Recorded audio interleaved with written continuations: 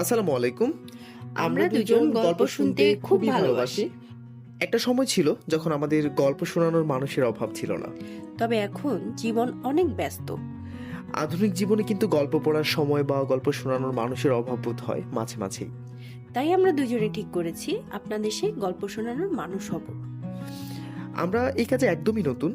আমাদের ভুল ত্রুটিগুলো অবশ্যই ক্ষমা সুন্দর দৃষ্টিতে দেখবেন, পরামর্শ দিবেন প্রাণ খুলে। ভালো লাগলে অবশ্যই চ্যানেলটি সাবস্ক্রাইব করবেন। আপনাদের সুন্দর সব কমেন্টের অপেক্ষায় রইলাম। চলুন তবে ঢুকে পড়ি আমাদের আজকের গল্পতে। আচ্ছা, 30 বছর পর যদি আপনার কোনো স্কুল ফ্রেন্ডের সাথে দেখা হয় তবে কেমন লাগবে? আপনি কি তাকে দেখলেই চিনতে পারবেন?